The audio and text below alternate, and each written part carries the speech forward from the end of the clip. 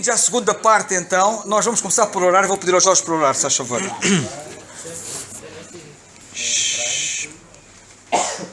Senhor, obrigado pela tua comunhão, Pai. Obrigado por usares os teus servos para que possam ser uma bênção para a igreja em geral, para a tua igreja, Pai. A única e verdadeira igreja, Senhor. Agradecemos por tudo o que temos aprendido aqui, Senhor. Aprendido de Ti, através dos homens que Tu escolhes, Pai. E Te agradecemos agora também pelo resto. Agradecemos e pedimos que Tu cuides do resto desta comunhão, Senhor, e que sejamos abençoados como temos sido até agora. Tudo isto pedimos e agradecemos em nome do Senhor Jesus Cristo. Amém. Ora, nós vamos então para a segunda parte, e nesta segunda parte, uma das coisas que ressaltou do intervalo foi a questões relacionadas com o casamento. Eu passo a palavra ao David, faz favor. Muito bom. Vamos começar por aqui e depois vamos ter a oportunidade de ver vários ciclos bíblicos. Nunca há um tempo, uma geração, um tempo na história que nós dizemos que a sociedade sem Cristo é o exemplo para a igreja. Okay? Então, nós não estamos a dizer que o casamento tradicional é um modelo para a igreja. Okay? Ainda que o casamento tradicional provavelmente tem muito mais a ver com a Bíblia que hoje em dia, porque os casamentos não estão a andar, não é? Porque eu descobri cá em Portugal, e estou cá só há 11 anos, que quando pessoas referiam-se a casamento tradicional, também referiam-se à ideia que um homem pode quase abusar a sua mulher e a mulher tem que estar sujeita ao homem. Okay? E a palavra de Deus, de facto, ensina que a mulher tem que estar sujeita ao homem, submissa ao homem. Mas nós, como homens, somos muito mais responsáveis perante Deus de qualidade de maridos e pais que nós somos. Okay? Então, enquanto o mundo está a mudar muito, é importante lembrar que o nosso padrão sempre é a Bíblia. Okay? O nosso padrão sempre... Desculpem. O nosso padrão sempre é o que é que a palavra de Deus ensina e qual é o propósito para o qual Deus manda uma coisa. Okay? Então, psicologia moderna lida com o problema em 3 fases. A psicologia moderna lida com o problema, eles falem sobre expectativas. A coisa está a funcionar, então quais foram as expectativas quando nós entramos na questão e o que é que são essas expectativas? A segunda fase eles chamam manipulação ou corrigimento. O que é que nós podemos fazer para corrigir a situação entre marido e mulher, ou se alguém não gosta do trabalho, o que é que se pode manipular, o que é que se pode mudar, e depois, por fim, o objetivo é felicidade, para nós estamos felizes, para nós estamos bem. A Bíblia, quando fala sobre qualquer problema, mas estamos a falar sobre homens e casamentos, okay? Não pergunta o que é que eram as nossas expectativas do casamento. A Bíblia nos ensina, a nós perguntamos o que é que Deus espera de nós no casamento. Okay? O que é as expectativas da família de Deus, nossa família, o que é que Deus espera da nossa família para Ele. E, enquanto a psicologia diz o que é que nós podemos manobrar, manipular ou corrigir, a palavra de Deus põe duas fases. Nós perguntamos qual é o propósito que essa coisa existe, que a palavra de Deus diz que existe.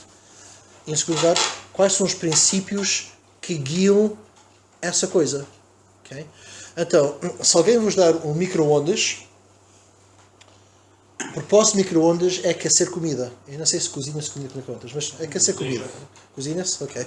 Mas pronto, vamos dizer que a cozinhar comida ou aquecer comida, propósito. Agora, se eu oferecesse um bom micro-ondas a um de vocês, muito caro e com grande sacrifício, consegui oferecer esse micro-ondas a um dos irmãos, e eu fosse visitar a vossa casa, e eu visse que vocês têm aquilo assim ao alto a segurar uma porta, ok? Que em vez de usar para aquecer comida, estão a usar como um suporte de porta. No mínimo eu ficava triste e no máximo pensava, vocês não leram instruções, ok? Não perceberam? Aquilo é, ok? Então, Enquanto o mundo e a psicologia perguntam o que são as expectativas, manobrar o que nos faz feliz, a Bíblia diz, nós perguntamos a Deus o que é que Ele espera, qual é o propósito da coisa e quais são os princípios que regem essa situação. Okay? Então, o casamento, okay? O que é que Deus espera do casamento, qual é o propósito do casamento e quais são os princípios que regem o casamento. Mas eu quero ser feliz, eu quero ser alegre, eu não vou casar para ser infeliz. Irmãos, Deus tem um historial de 10 mil anos de história escrita. Okay? Nós temos 10 mil anos de história escrita. E o recorde de Deus é perfeito. Quando nós importamos mais das expectativas de Deus, propósitos e princípios que Ele tem, Deus acrescenta alegria. Deus acrescenta a parte emocional. Quando nós procuramos a nossa própria satisfação, especialmente ao custo dos princípios, essa emoção é temporária no melhor e na maior parte das vezes o que é que nem existe. Okay? Então, vamos abrir em Gênesis, venho pensar Gênesis capítulo 2. Gênesis capítulo 2.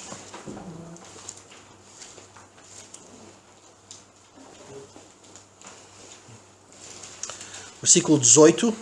E talvez alguém pode ler para mim, se favor. Gênesis 2, 18. E disse o Senhor Deus: não é bom que o homem esteja só. Far-lhe-ei uma adjuntora que esteja como diante dele. Obrigado. Só até aí. Para aqueles que não têm numeradas e que ainda não sabem quem é que Deus tem para eles, eu recomendo, e acho que este versículo apoia isso, ocupem-se na obra de Deus e Deus vai fazer mais claro quem é a pessoa que pode ajudar-vos na obra de Deus. Se de facto Deus nos dá-nos esposas com a submissão da nossa missão, se nós não estamos ocupados na missão, como é que nós vamos reconhecer a pessoa que Deus tem por nós? Okay? Então, no primeiro casal, Deus fez Eva para ajudar Adão com o seu trabalho, com a sua missão. E sabem que trabalho é um dos 5 ingredientes importantes para o casamento. Trabalho não é uma maldição. Trabalho já havia antes do pecado. Okay? A palavra de Deus diz que aquilo que não trabalha não come. Não diz aquilo que não tem emprego. Diz aquilo que não trabalha.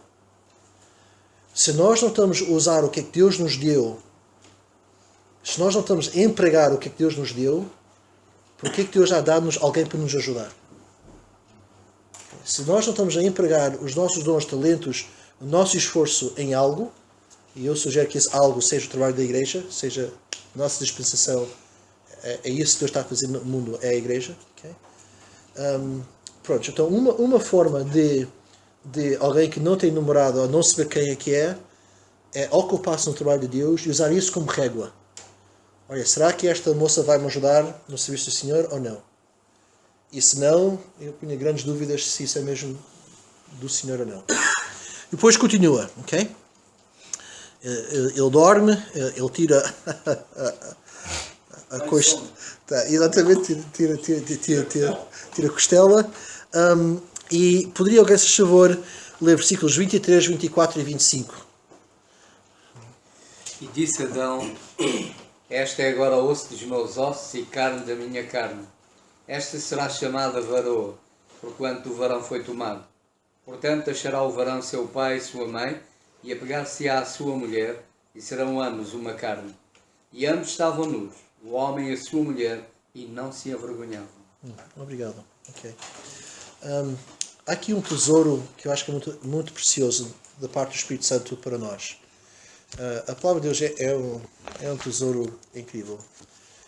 Capítulo 3, os primeiros 2 capítulos da palavra de Deus e os últimos 2 capítulos da palavra de Deus, Satanás não existe.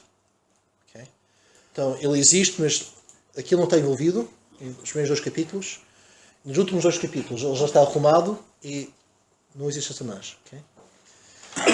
E reparem que Deus escreveu muito pouco sobre a época antes do pecado. Temos quase nada sobre o que aconteceu antes do pecado. Mas o Espírito Santo, com muito cuidado, registrou isto para nós. Okay? Aquilo que Deus intencionou com a união do homem e mulher juntos. Okay? Trabalha um deles, o casal trabalha junto e trabalha para o mesmo objetivo. Então, eu sou pastor na igreja em que eu servo o Senhor. A Susana não é pastora, mas ela tem a mesma missão que eu tenho. Ela não tem as mesmas tarefas, nem tem as mesmas responsabilidades. Mas a missão dela é fazer que eu cumpra a minha missão. Vou dizer isto de outra forma. Se Deus me chamou para Valadares, Ele não vai chamar a minha esposa para Brasil. Okay? Se Deus me chamou para servir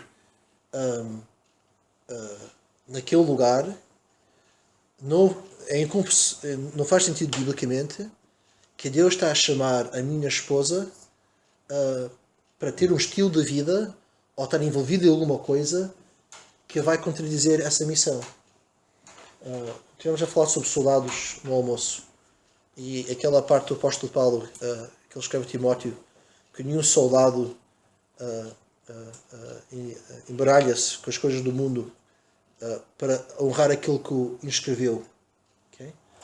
Então, o trabalho é importante. Sabem que a nossa palavra vocação veio a querer dizer a nossa profissão. Eu não sei se sabem o que a palavra vocação originalmente quis dizer. Chamada. Okay? Então, se nasceu na igreja, missionário o tempo inteiro, canalizador, padreiro, era tudo honrado porque as pessoas sentiam que é isto que Deus quer que eu faça. Okay? Isto é a minha vocação. Deus me chamou para este trabalho. E esta questão de nós estamos a trabalhar juntos pelo mesmo objetivo, irmãos, até para alguém que não serve a Deus o tempo inteiro, é muito importante. Okay? A família, o casal, tem um trabalho, tem uma missão. Eu creio que todos os crentes temos uma responsabilidade para a nossa igreja local, e eu acredito que Deus honra aqueles que honrem a Ele. E uma das coisas mais preciosas que uma família pode fazer é, entre eles, dedicarem-se a ser de bênção para a sua igreja local. Eu encorajo famílias na minha igreja para adotar outros membros da igreja. E isto parece estranho. Como é que alguém adota outros membros da igreja?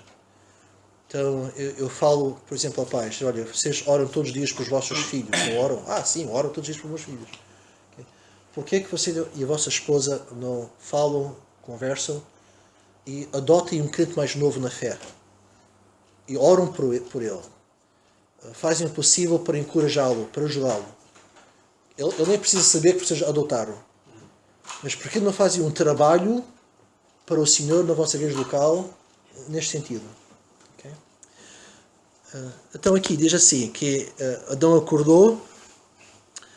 Eu acho que é incrível, eu não sei se provavelmente Adão foi o único homem que dormiu através do seu casamento. Provavelmente seja, não sei, mas quando acordou estava casado. E diz assim: portanto, deixará o varão o seu pai e a sua mãe. Na cultura portuguesa isto é escorregadio e problemático.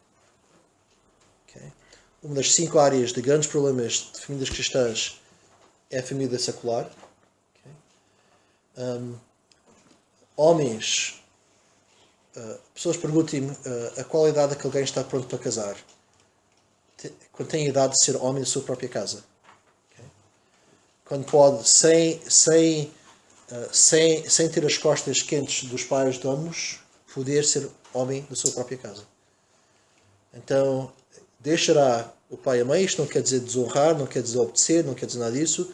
Quer dizer que no momento em que nós casamos, perante Deus, estamos a assumir responsabilidade para uma nova casa. Okay?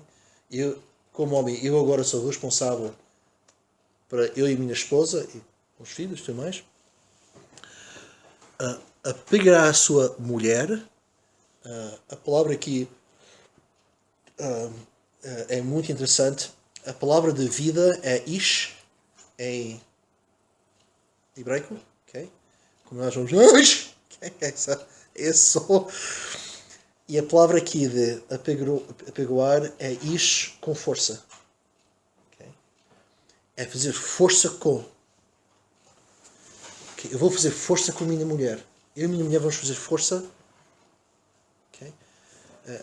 É quase a ideia que se nós temos um trabalho, temos uma missão, nós agora juntos esforçamos nisto. Não há nenhum casal cristão, para além de não de haver um casal cristão que não está integrado numa igreja e trabalhando para o bem da igreja e o serviço do Senhor, okay? Tanto ele como ela deviam estar envolvidos. Eu não acredito que a palavra de Deus permite que mulheres pregam e ensinam, mas eu acredito que as vossas mulheres, se não amam e não estão envolvidas na obra do Senhor, o próprio homem vai arrefecer e vai ficar cada vez mais frio nesse mesmo trabalho. Okay? E depois, por fim, isto serão ambos uma carne, aqui a união. Okay? Então isto para dizer o quê? O que é o propósito de Deus para o casal? Okay? O propósito de Deus para o casal, neste texto aqui, tem a ver com uma missão, um trabalho. Okay? Dois trabalhando, esforçando num certo sentido. E irmãos, casamentos morrem e casamentos são tensas e prisões horríveis quando os dois desviam-se. Não é? Então, para aqueles que nós estamos casados, uma oração constante que nós devíamos sempre ter é que Deus ajude-nos a nós a estar no caminho certo, direcionados, e que Deus ajude-nos a nós, ajudar as nossas esposas a estar no mesmo sentido, não é? na mesma orientação. Em Gaia, agora, a moda é casais estarem em igrejas diferentes. Okay? Eu conheço 4 casais nas igrejas de Gaia em que o marido está numa igreja e a esposa está membro de outra igreja. E recentemente nós tivemos alguém que veio à nossa igreja e quis este padrão, e eu não permiti. Se a esposa é crente e ele é crente, eu acho que os dois deviam estar na mesma igreja a servir o Senhor. Lembrando um pouco que nós falamos esta manhã sobre fronteiras e tudo mais, sabem que na autoestrada, quando nós estamos a ir a alta velocidade, o perigo é chocar num carro, e altas velocidades isso é dramático, não é? Quando nós saímos da autoestrada, normalmente os acessos têm um certo ângulo, e depois de ir mais devagar é que o ângulo abre-se cada vez mais. Não é? Satanás percebe este princípio. Satanás percebe que quanto mais devagar nós andamos, quanto menos esforçamos, quanto menos amplo nós temos no Senhor, mais rápido é o desvio. Okay? Mais alargado pode ser o desvio das coisas de Deus. No entanto, irmãos, pensem nisto. Se eu estou a usar uma bússola e eu quero ir ao norte magnético pelo menos, okay? Há uma linha muito fina que é mesmo norte magnético. Mas vamos já dizer que eu quero ser moderno e eu quero ser radical. Okay? Não vamos ser radicais. Um degrauzito não é nada. Mas um degrau em 5 km, e depois em 10, e depois em 20, e depois ao fim de... Onde é que isso vai dar? Não é? E quando nós falamos sobre casamentos, irmãos, as nossas esposas, se não estão na mesma página, biblicamente, espiritualmente connosco, e o casal funciona um pouco assim, às vezes encoraja um, outro encoraja o outro, mas nós como homens, outra vez, somos responsáveis espiritualmente de ver onde é que as nossas esposas estão indo neste mesmo sentido. Okay? Estão neste mesmo... Sabem que eu daria tudo o que eu tinha para a minha igreja ter mais pessoas que encorajavam. Eu não sei se vai esta igreja. Okay?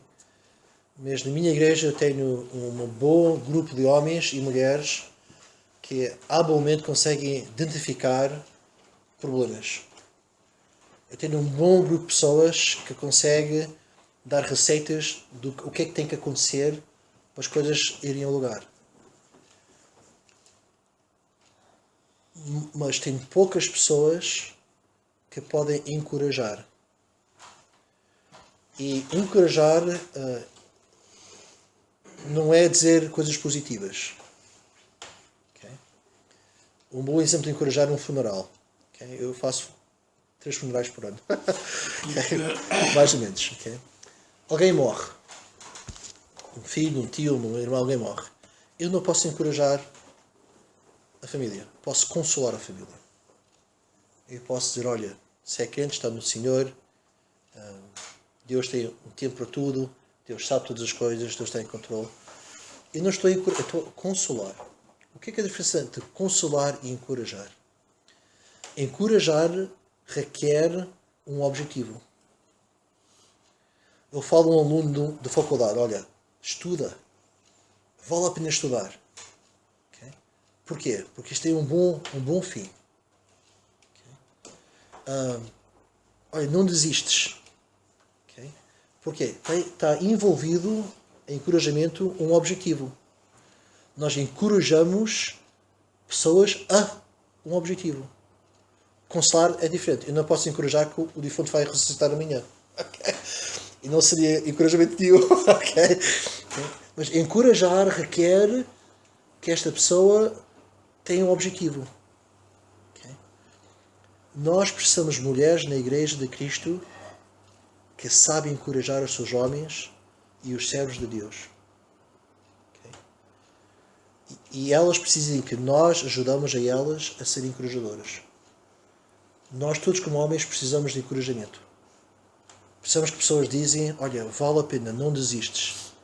Olha, não correu bem desta vez, Deus sabe, da próxima vez, okay, vale a pena o esforço. Este trabalho é um trabalho extremamente feminino, mas eu digo, eu acho que hoje em dia é quase extinto. Eu acho que as mulheres hoje em dia tornaram-se tão antifeministas que a questão do encorajamento é raríssimo. Eva foi posto ao lado de Adão para ajudar Adão. Mas Adão continuou a fazer o seu trabalho. O que é que ela fez? Nós não sabemos. Okay? Nós não temos um relato, ela depois vai falar com o serpente e nós sabemos o resto da história. Mas no mínimo, a palavra de Deus diz que ela foi por lá para apoiá-lo. Então, irmãos, eu creio que no propósito de Deus fez o casamento para trabalho. Eu ia dizer que é mais do que trabalho, é um trabalho espiritual. Okay? Para a família e para a igreja. E depois nós temos princípios que vão guiar isso. E nós temos na Bíblia, nós temos vários princípios que guiam o casamento. Todos os homens sabem do princípio que a mulher tem que estar submissa ao homem, mas tão importante ou mais importante é que nós temos que estar submissos a Deus e em comunhão com Deus. Qual a autoridade que um pai tem que manda o filho obedecer a Deus, porque a Bíblia diz que sim, e ele propriamente não obedece a Bíblia? Não tem autoridade nenhuma. Ainda aqui está a dizer o que é certo, não tem autoridade. Então nós temos vários princípios que regem isso mesmo. Venham comigo a Provérbios, só como um exemplo. Capítulo 1.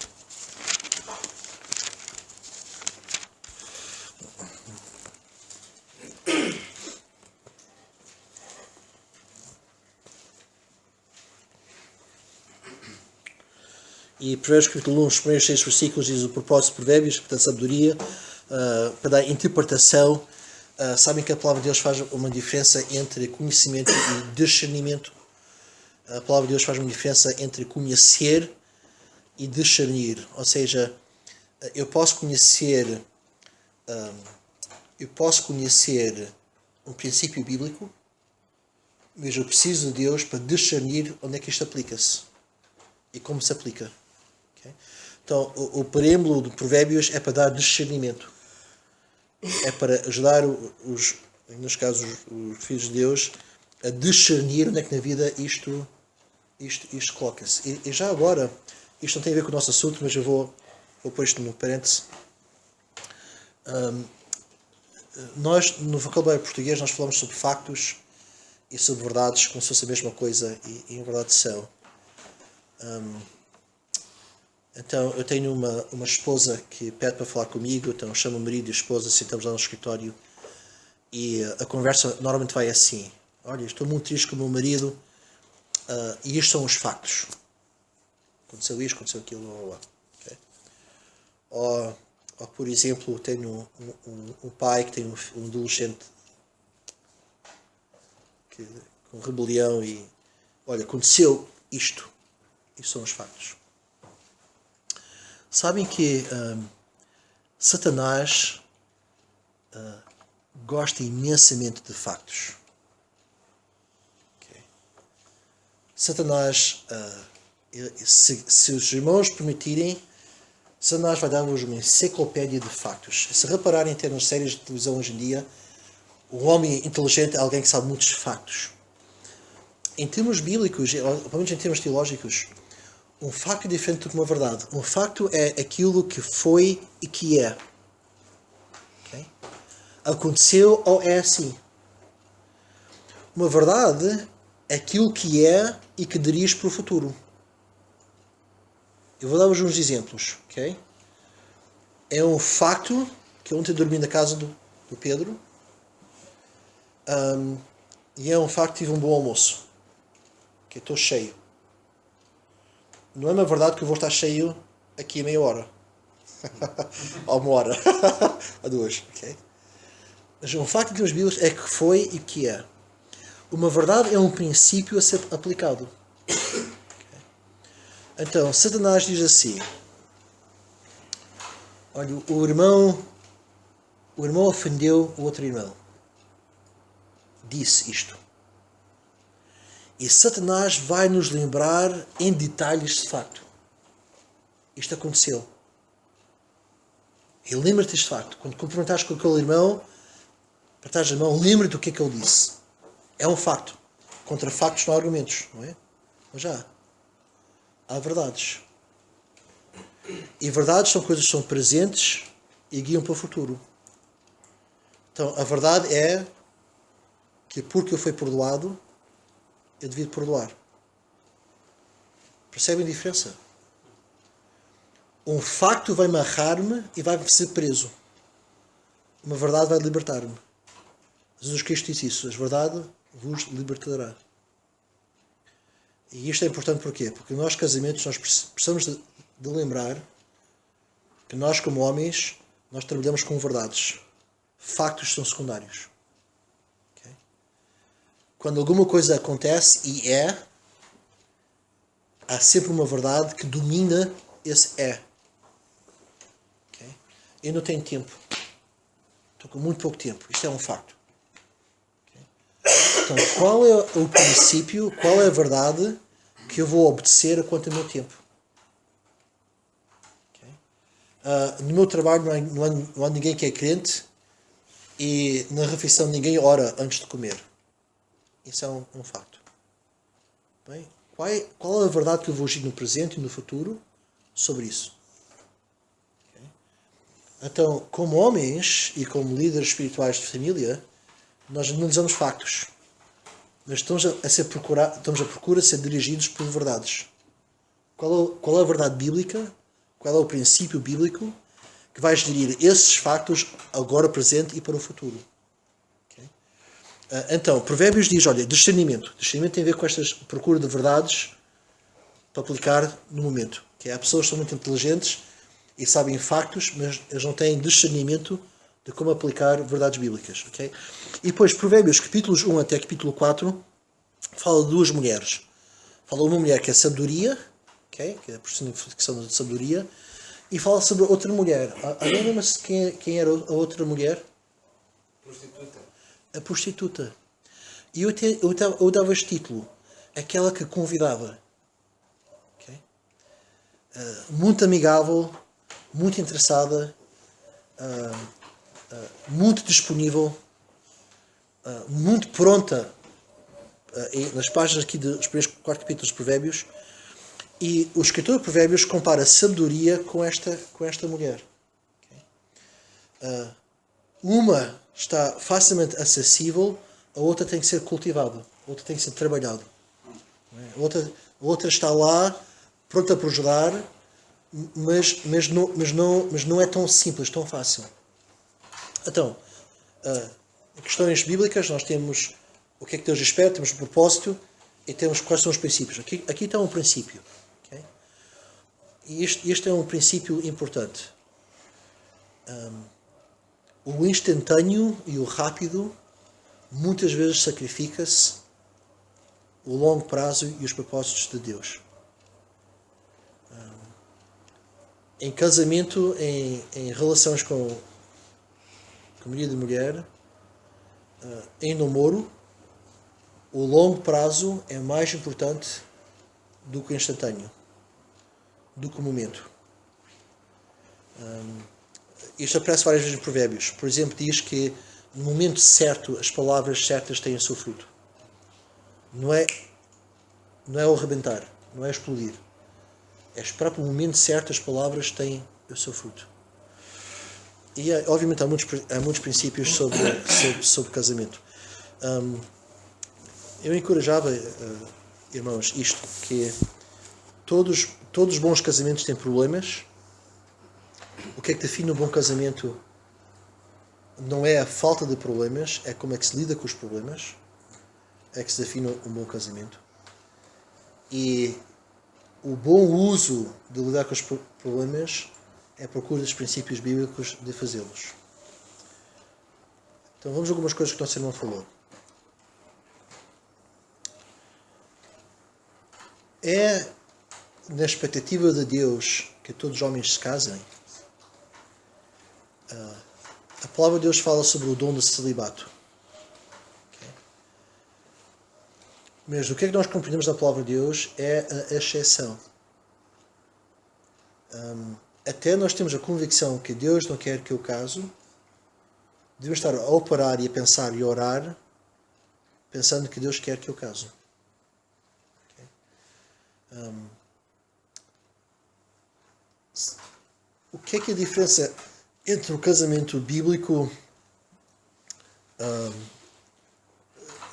vamos dizer assim, um jovem encontra uma jovem, os dois, e eles fazem uma promessa um ao outro, estão casados? Não? Por que não? Prometem-se, fazem os mesmos votos que fazem no dia do casamento. Não estão casados? Por que não?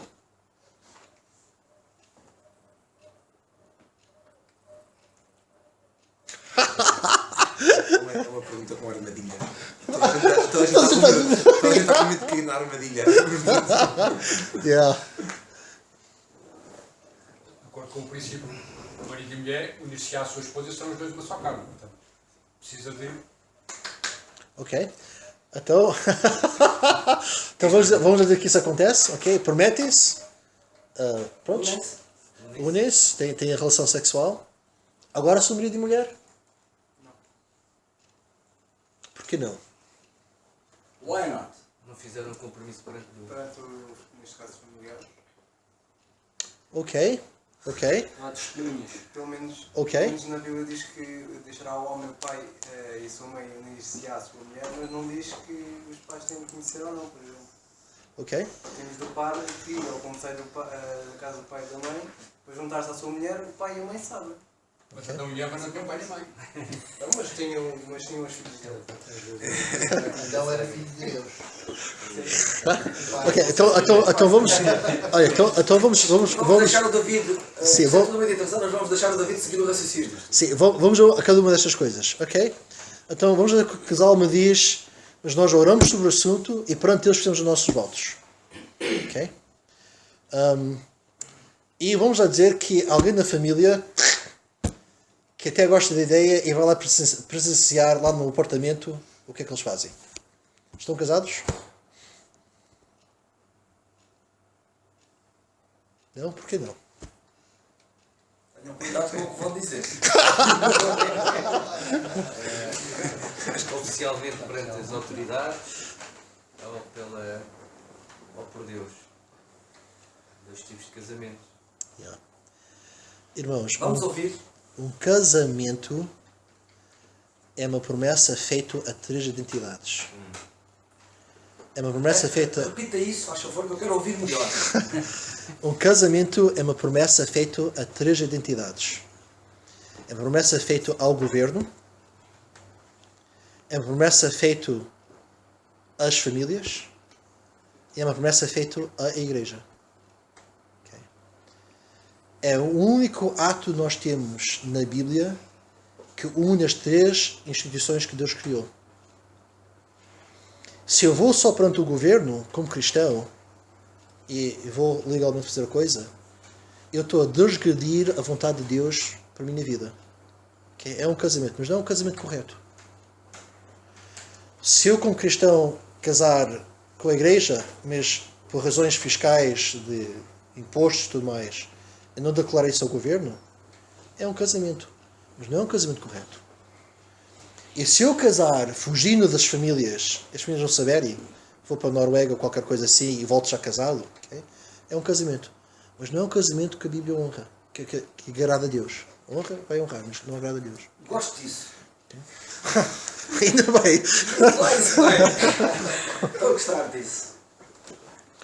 O último voto que é feito entre o esposo e o marido.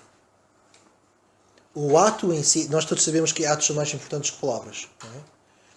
O ato do casamento é quando os 3 instituições que Deus criou, o homem, e repara aqui, é o homem, está a fazer uma promessa perante os 3. Perante o governo, eu vou me responsabilizar por esta mulher. Perante o governo, eu dou a minha vida por esta mulher. Okay? Em tempos antigos era mesmo assim. Okay? Se alguém precisa lutar por ela, eu vou dar a minha vida por ela. Okay? É uma promessa perante as famílias. Olha, pai, mãe, tu não precisas mais sustentá-los. Eu prometo cuidar deles. Dela, não deles. Yeah. Yeah, isto tem que ser mesmo. Cuidado. Yeah. E perante a igreja, dizer que em tudo que honra a Deus, quem é responsável por ela sou eu. E eu prometo fazer isto. Okay? E depois disto tudo estar congregado, a parte romântica, em doença ou em saúde, em prosperidade, eu prometo tomar conta de ti. Okay? David, não quero cortar o raciocínio, naturalmente, mas deixa-me aqui tocar num assunto importante. Há muita gente que se esquece que o apóstolo Paulo, na carta aos Efésios, quando fala do casamento, quando fala de marido e mulher é casamento, quando fala de marido e mulher, faz uma associação intrínseca entre Cristo e a Igreja. E diz assim: marido e mulher, queres saber o que é que se passa nessa relação que vocês têm? Olha para Cristo e para a Igreja.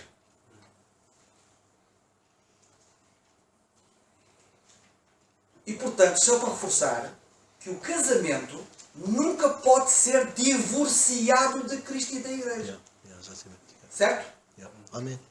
Amém. Yeah. Amém. Yeah. E relativamente a essas 3, ao governo, à igreja e às famílias, tem que haver 3 goes. Basta, por exemplo, a igreja dar um no-go ou a família no-go e não poderia avançar. Mesmo que eles, a gente chama bom. Sim, há casos, e aí nós temos que ter, mesmo, por exemplo, eu nunca casei alguém que já tinha sido casado antes. Okay? Nunca oficiaste o casamento? Sim, nunca oficiei o casamento de alguém que tinha se divorciado e o marido ou a esposa a não ser uma vez. De uma senhora do Haiti, da ilha do Haiti, com 8 anos foi casada a um homem de 45 anos. Ela tinha 8 anos de idade? Pronto, então o pai dela vendeu-lo a um homem que tinha outras esposas. Okay? E ela é um abuso legal sexual daquele país tem.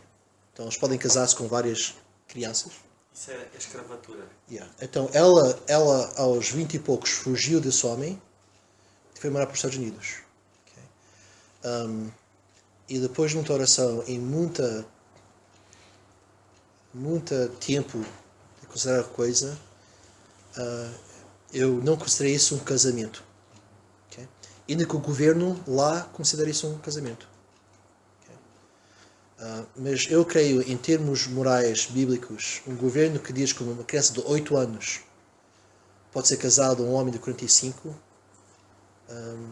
é uma desumanidade. Okay? Então ela foi vendida ao marido. Okay? Então, pessoas dizem, mas na Bíblia aos 12 anos eles eram dados uns aos outros. Mas sabem que eles estavam, aos 2 anos estavam casados, mas não tinham relações sexuais até quase os 30. É por isso que nós Como é temos que é aqui. essa? Explica lá isso. Sim. Daí vem a confusão de Maria e José, quando diz que eles estavam. O que é a palavra em português? Betrothed. Estavam noivos. Prometidos. Pronto, Noivos. nós não falamos noivos. Okay? Comprometidos noivos. Prontos. Porque havia 2 cerimónias. A do noivado e a do casamento. Exatamente.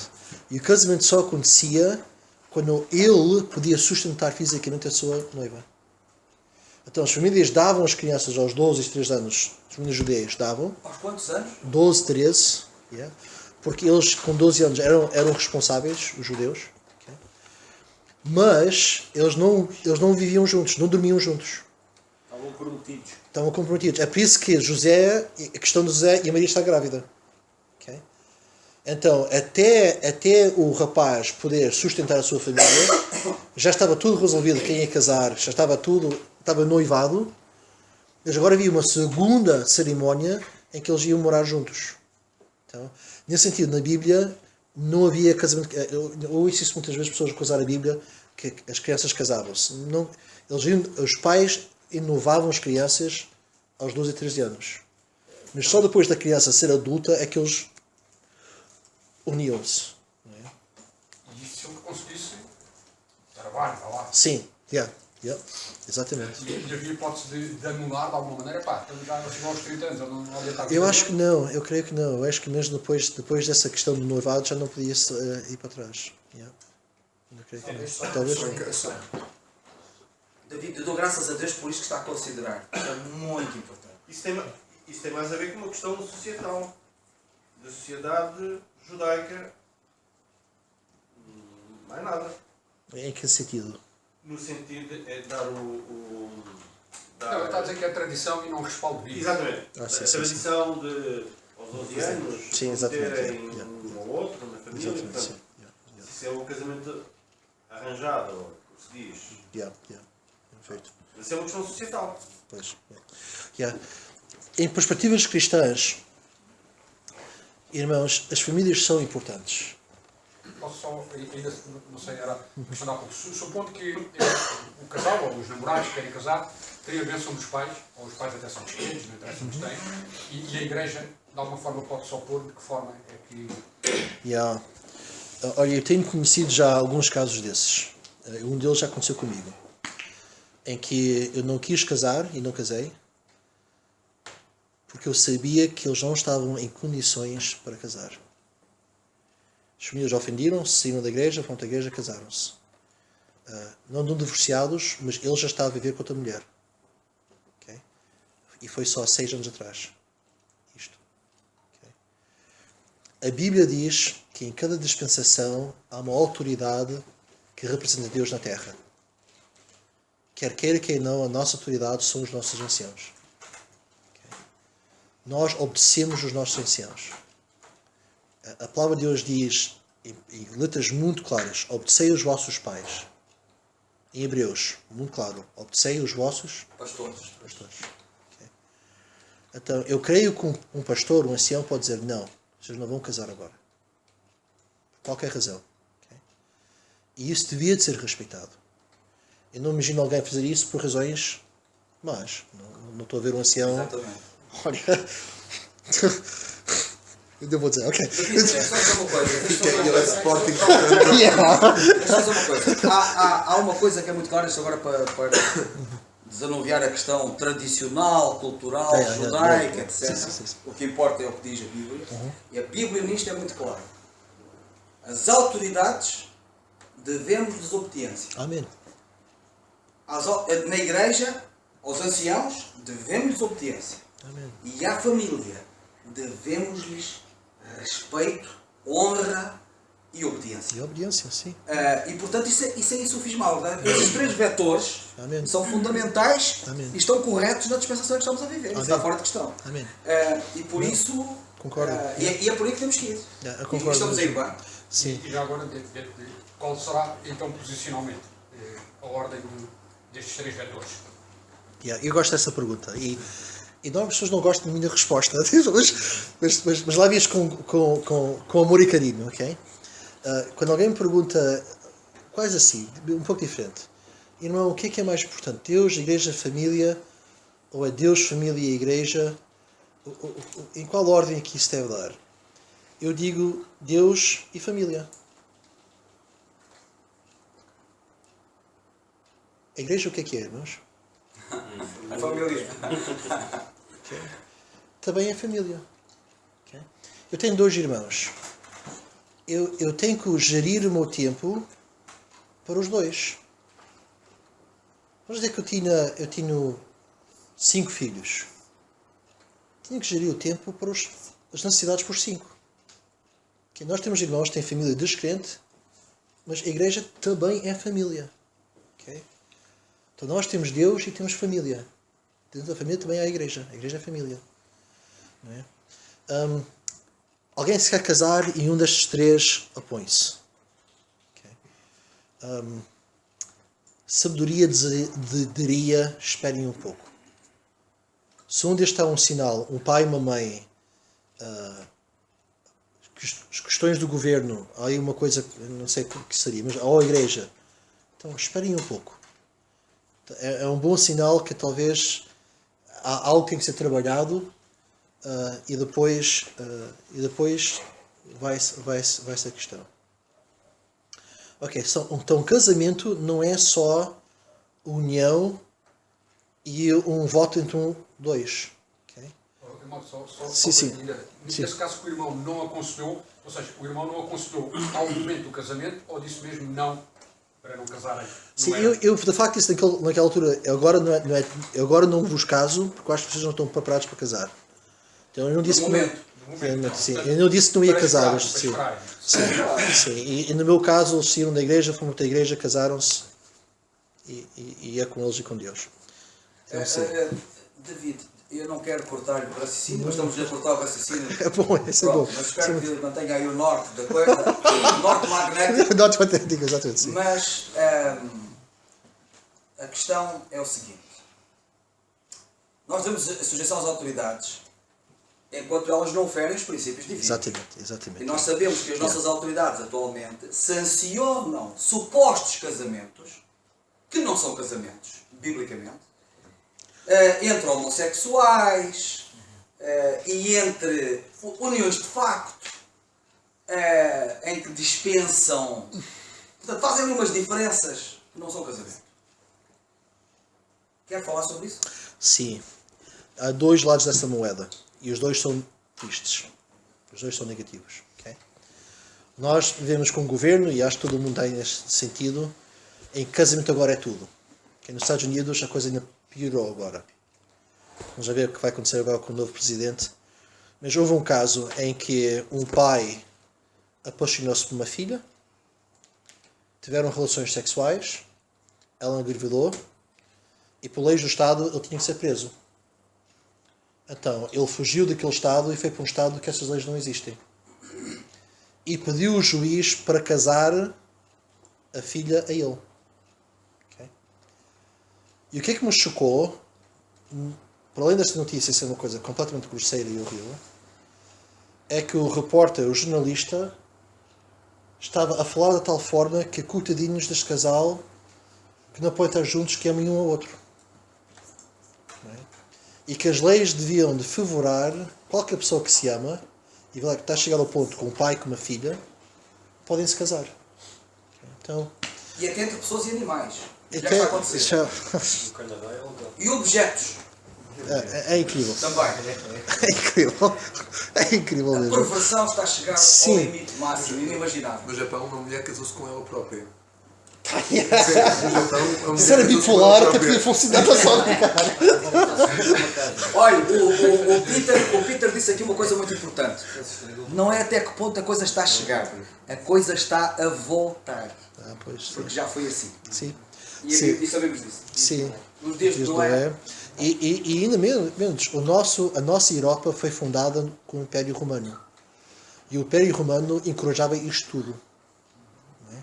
Então, ainda mais recente, nas nossas terras, isto já aconteceu. Então, mas nós infelizmente vivemos num tempo em que o governo é quase um ponto nulo. O nosso governo nunca vai dizer não podem casar. Ok? Infelizmente, isso é o caso. Nós sempre reconhecemos que até alguém que é descrente, que se um governo reconhecê-los como casados, eles eram casados. Okay? Então, até um pouco tempo atrás, nós cristãos evangélicos, nós dizíamos, alguém que casou na igreja católica, que não é uma igreja, é casado na mesma. Okay? E nós reconhecíamos isto como casamento. E já tive pessoas a dizer isto a mim, mas eu quando casei eu não era crente, então aquilo não era bem minha esposa, porque não era a igreja que nos casou. Okay? Não, era um casamento na mesma. Okay? Mas agora, essas mesmas identidades, governo e igrejas falsas, vão estar a casar pessoas muito fora do padrão bíblico. Então a pergunta é o que nós fazemos com isto. Irmãos, é a mesma coisa que nós temos com homossexuais, pessoas que entram em homossexualidade.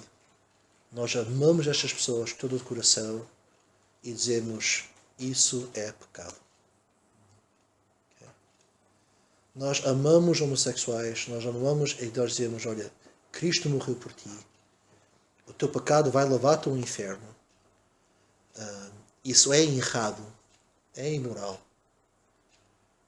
Mas Deus te ama, Deus quer te salvar e a única esperança que tens é Jesus Cristo.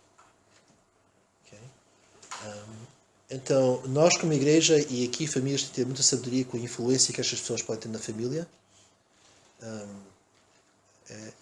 Na minha igreja, todos os adolescentes têm bons amigos que são gay. Isso me preocupa. Okay? Porque se são bons amigos, então o que é mau? Coitados, eles gostam do outro, porque é uma influência que começa a ser perigosa para a igreja. Mas, irmãos, é muito importante nós percebermos que Cristo morreu para estas pessoas e nós temos que, como qualquer pecado, nós dizemos às pessoas, olha, eu quero te amar, ou eu te amo, mas o teu pecado é pecado. E eu não posso aceitar o teu pecado. Okay? É uma ofensa perante o meu Deus, então é uma ofensa perante mim também. Ok, eu destino-me aqui para o... Espera aí, David, só mais uma coisa. Na questão das autoridades, ainda, uma das coisas que o apóstolo Paulo diz na carta aos Romanos, capítulo 13, e ele fala da nossa responsabilidade no capítulo 13 de Romanos, quanto às autoridades, e uma das coisas, um dos vértices que lá está, da nossa responsabilidade para com as autoridades, é o pagamento de impostos. Amém. Amém. E, portanto, mesmo que as autoridades tenham falido na sua competência ou na sua responsabilidade, porque eles são responsáveis perante Deus, ainda que não saibam, um dia vão ter que prestar contas a Deus pela forma como exerceram a sua autoridade, ao seu nível. Exatamente. E eles não sabem. Não sabem porque não querem saber. Mas os que não querem e os que não sabem. Mas um dia vão ter que prestar contas a Deus. E há muitas contas que vão ter que pagar para prestar contas a Deus por causa dessa brincadeira. Mas há um aspecto, apesar da degeneração que estamos a assistir e do desmoronar dos alicerces da sociedade, em que a Igreja não está isenta, porque a Igreja também está a ruir. Nós estamos a assistir ao ruir da Igreja de uma forma genérica, das autoridades estatais, por outro lado, e das famílias, não é? Isto é o caos. Mas há um vértice que ainda permanece, é o pagamento de impostos. E portanto, perante as autoridades, eu devo casar perante as autoridades. Não posso dizer que estou casado sem ser perante as autoridades, porque senão não estou a pagar os impostos que eu devo pagar e sou obrigado perante Deus a pagar. Amém. Romanos É 13. É mesmo. É mesmo. E isto tem acontecido, eu tenho visto isto acontecer nesse sentido, um casamento novo. E eu tenho visto pessoas ficarem viúvas ou viúvos, que a Bíblia agora permite que eles tenham um segundo casamento, mas pedirem à igreja para não informar o Estado que eles casaram de volta. Porque querem receber a pensão. Isso acontece em muitos casos. Yeah. E isso é pecado, isso é errado. Yeah. Isso é desrespeitar o. Uma questão. Dois descrentes casam-se, sei lá, ou em união de facto, por exemplo, não estão oficialmente casados, e um deles se converte, ou os dois se convertem, eles devem oficializar esse casamento, tanto num caso como noutro, sendo um a converter-se apenas, ou depois os dois se converterem. Olha, eu vou alargar essa pergunta também no caso se tiverem filhos. Okay? Neste sentido. Olha, um casamento em casamento com uma igreja católica, uma coisa assim, que é tudo bem, já casaram, eu deixava aí. Okay? Mas se simplesmente juntaram-se, eu encorajava eles de fazer de novo um casamento perante a igreja e até esse dia não viverem juntos. Okay? Então, eu sei que já aconteceu uma relação sexual, já que tudo mais, mas porque agora nós vamos ter promessa com a igreja e o Estado e tudo mais, agora vamos separar e vamos agora fazer isto de facto. A igreja sabe, não estamos a esconder da igreja o que é que aconteceu e tudo mais, mas vamos honrar a Deus. Eu acho que isso é bom. E vamos dizer que houve um filho aí, até num casamento tradicional da igreja, e agora as pessoas convertem-se e têm um filho já graúdo. Okay? Nós temos a prática de apresentar crianças ao Senhor. Okay?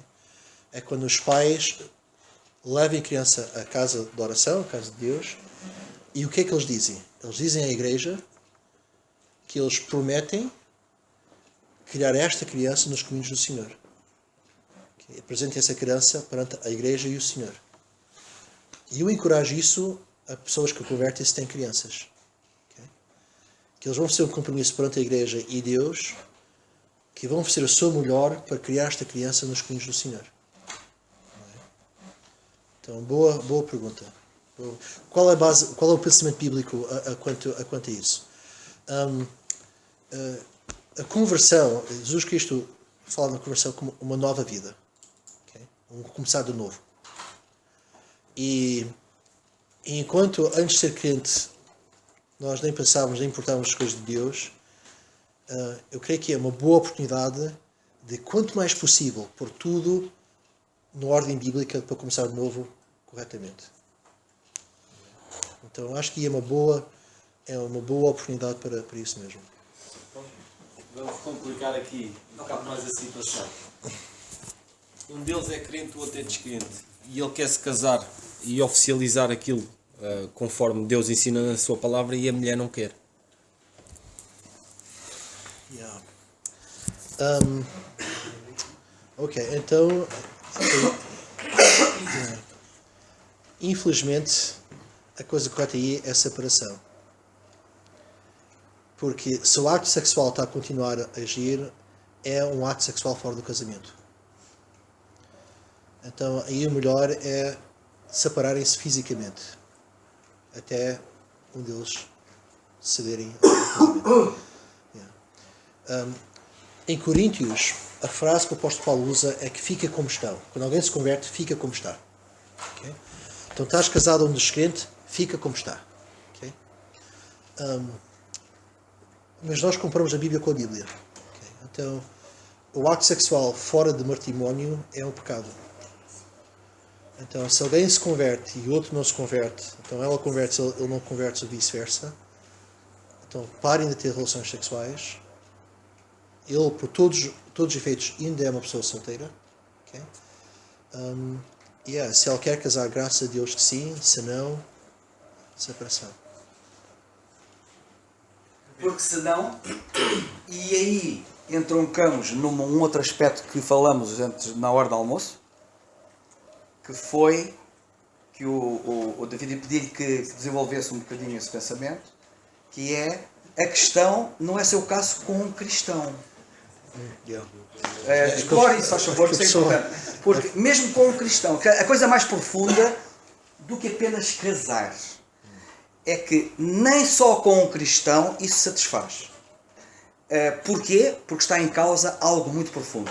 E se um indivíduo, que nesse caso que acabaste de citar, se é crente e está com uma indivídua que é descrente, e vai querer arrumar, vai querer casar com ela e arrumar com a vida dela, com a vida dele e dela, desenvolver esse pensamento, porque estão aqui vários solteiros que naturalmente pensam na questão do casamento e têm que ser muito rigorosos se quiserem patamares elevados e se quiserem fazer a vontade de Deus e se quiserem ser felizes. Explique isso, a favor, porque é casar com um cristão. E deixa-me dizer. Já agora acrescento outra coisa, o meu método responde na ordem. Por exemplo, um muçulmano tem várias mulheres que se convertem ao Senhor. O que acontecia na África quando os africanos casavam-se e tinham várias mulheres? Desculpe só, David. É só para. Não se esqueça o que é que vai dizer. Eu conheci quando eu estava em Angola, conheci um indivíduo precisamente nessas condições. Ele era descrente e tinha 5 mulheres. Ele converteu-se e punha-se o caso agora. Como é que é? E agora? E o que é que aconteceu? O que é que ele fez? Ele não deixou de sustentar em termos de responsabilidade, porque ele tinha filhos com outras mulheres. Ele não deixou a responsabilidade de sustentar os outros filhos monetariamente, mas ele largou as outras mulheres e ficou com a primeira. E o Nando testemunhou isto, que estava lá a pregar o Evangelho. Tiveste conversas com ele sobre isso? Sim, tivemos uma conversa. Eu só tive com ele uma vez. E ele próprio testemunhou isso e depois a gente conversamos acerca dessa situação. E ele diz que a partir do momento que ele se converteu, ele viu nitidamente que a vida dele não estava bem. E ele tinha que tomar uma posição.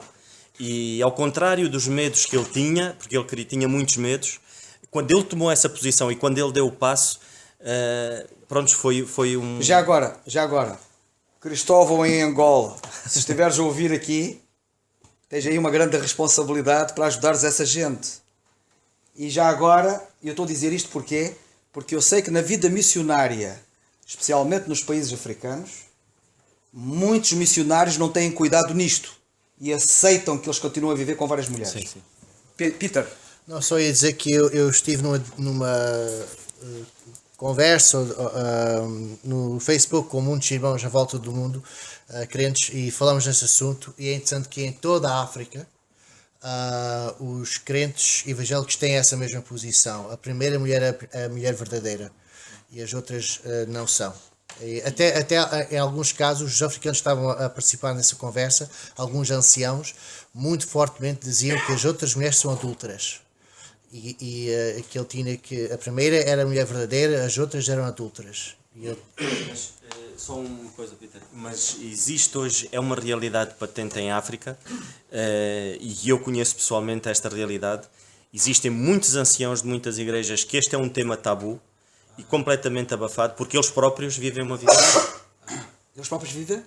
Nessa vida com 2, 3 mulheres. Já agora, as outras ficam livres para casar. E uma vez casando, ele continua digamos, a ter que sustentar os filhos dele, não é? Sim, sim. Mas elas ficam livres para casar? Muitas são, no caso do David Senhor, casaram-se com 8, 9, 10 anos. Também temos que perceber essa realidade. Sim, não, Cada caso é um caso. Sim, sim. No caso normal, vá. Sim, mas se elas não estão, se não são consideradas casadas, estão livres para poder casar e endireitar a vida delas, assim elas se convertam, digo eu. Mas está aqui o David, vai falar. Mas no caso, a obrigação dele para com os filhos dele permanece. Eu estive numa missão em Guiné-Bissau e um dos ministérios da missão foi sem querer, eles nunca pensavam que isso seria um ministério deles, mas de dar abrigo a meninas que fugiam dos seus casamentos, porque estavam casadas com homens de 60 anos, já tinham 20 mulheres e eram 10, 11, 12 anos, os pais venderam-nas, se voltassem para casa o pai devolvia ao homem, e muitas vezes era abusivo, e então a missão guardavas, ensinavas a palavra de Deus, ensinavas a ler, escrever, etc., até terem idade para tomarem conta de si mesmos e casarem-se com homens a sério. Desculpa, Dani. Não, olha, isto é precioso. Isto é mesmo muito precioso mesmo. Eu dou graças a Deus por tudo isto que estamos aqui assistidos. Isto é muito importante. Nós estamos a conversar que a Bíblia diz que nós temos que casar com alguém que é cristão, na fé. E o nosso irmão agora disse que nós queremos os patamares elevados que Deus tem para o casamento. E eu concordo 100%. Mas deixa-me só dizer que... obrigado. Não é o caso só se nós queremos os patamares elevados. Eu não conheço sofrimento maior em 17 anos de ministério. Eu não tenho visto pessoas sofrer mais do que serem fiéis a Deus, não divorciando e estarem casados com uma mulher que Deus nunca te ensinou que eles casassem com ela. E, corretamente, eles têm que ficar casados. Então, nem tudo que brilha é ouro. E a palavra de Deus diz que é um caminho que parece certo ao homem, mas o seu fim é a morte. E eu não conheço sentença pior do que alguém ter que viver com alguém para o resto da vida, sabendo, se eu tinha ouvido os meus anciãos, se eu tinha ouvido a palavra de Deus, eu não ia sofrer isto. Já agora, notem a expressão que ele utilizou, o David, que é sentença. Ou seja, é uma espécie de uma condenação que cai sobre o indivíduo. Uma penalidade. Hã? Uma penalidade. Uma penalidade. Mais vale ser solteiro, e lembre-se que eu acabei de dizer-vos que Deus quer que nós casamos, okay? Do que apressar isso e a casar com a pessoa errada. E eu conheço casos que eram ambos crentes, alguns eu agora devido, mas pronto, ambos crentes, e porque um quis honrar o Senhor e outro tinha outros planos, outras coisas brilhavam mais do que Deus na sua vida, ele parou de pregar na igreja, parou de estar envolvido, e agora quando falo com eles, eu pergunto: como está a vossa vida com Cristo? Está bem. Okay. Um deles conseguiu completamente esfriar o outro.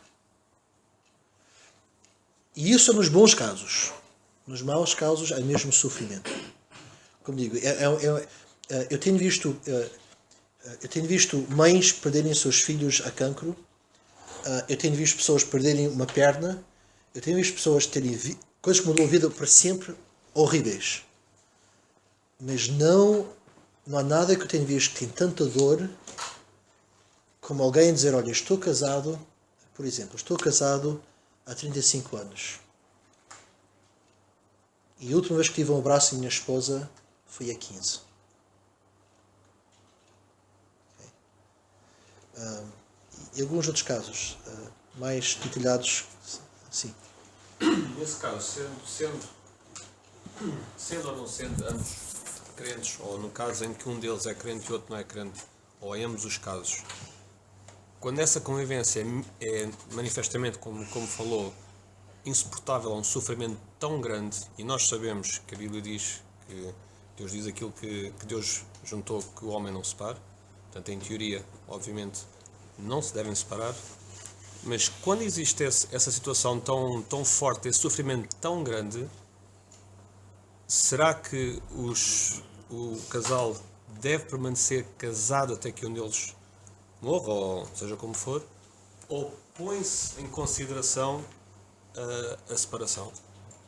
E estou a falar, obviamente, em casos extremos, não estou a falar das desavenças que a pessoa acaba depois por resolver, mas tendo em conta que houve um erro para trás que já aconteceu, que nunca deviam ter casado, mas aconteceu casarem, e isso traz a trazer uma quantidade de problemas enormes por muito tempo, se aí há uma consideração de haver uma possibilidade de separarem. Não sei se foi claro no perguntário.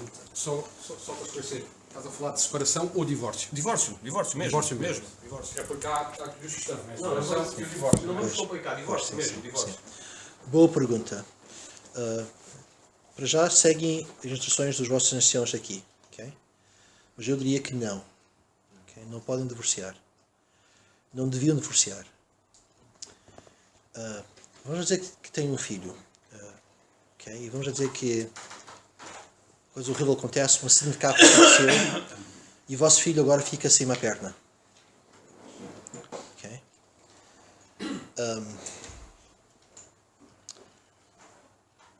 Vocês nunca aconselhavam o vosso filho de desistirem da vida. Nunca iam dizer ao vosso filho, pá, realmente a vida agora não vale a pena. E pá, é melhor que tu morresses. O que é que nós fazíamos com o nosso filho? Olha, luta, procura. Olha, faz mais ginástica. Olha, se queres eu vou estar contigo. Vamos vencer isto. Okay? Outras pessoas já perderam pernas. Olha, subiram a montanha Everest. Okay? Nós fizemos tudo para... Ok, é uma coisa que não vai mudar mais. Não há nenhuma esperança que a perna vai crescer.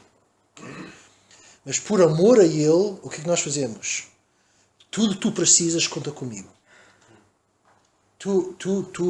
Vamos fazer isto juntos. Agora, isto acontece a uma família cristã. O casal, a mulher, vamos dizer a mulher, okay? Que nós somos homens e nós queremos continuar os caminhos do Senhor. Okay? Insuportável. Okay? Nós temos na nossa igreja que o marido, nas horas da reunião, esconde os sapatos, esconde as meias, esconde tudo para não poder sair de casa. Okay? Como é que é? Ele esconde os sapatos, as meias, para ela não poder sair de casa na hora da reunião. Faz tudo para impedir que ela venha à igreja. Descrente. Então, vamos dizer que uma pessoa torna-se assim insuportável, acusador, um peso horrível. Okay? Irmãos, que a igreja se levanta. Okay? Que a igreja une com aquele irmão, que apoia aquele irmão, que ajuda, cria laços, amizades, que ajuda aquela pessoa realmente, agora com a incapacidade que as coisas levaram, para ele pedir avante. E sabe uma coisa, irmãos, eu não estou a super espiritualizar a coisa, mas deixem-me dizer-vos, milagres ainda acontecem. Deus ainda pode mudar corações. Não é? Em Coríntios diz que as mulheres, pelo seu bom viver, ganham os seus maridos. O marido que não é crente, então a mulher que fica com ele e ganha por seus bons irmãos, está-se a dar o caso agora.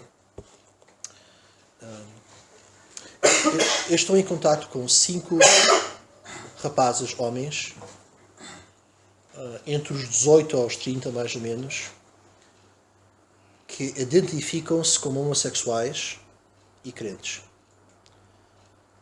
No sentido bom da questão, neste sentido, eles sentem que eles lutam com tentações homossexuais e sabem que é completamente errado. Okay?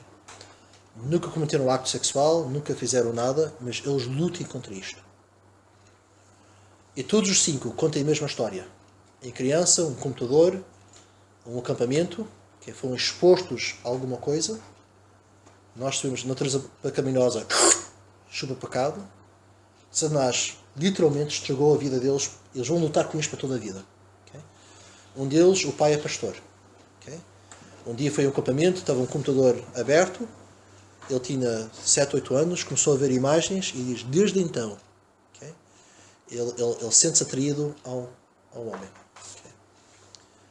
E nestes 5 que eu estou em contacto, há ali uma luta mesmo. Eles sabem que é errado, que é pecado, e eles lutam contra isto. Okay?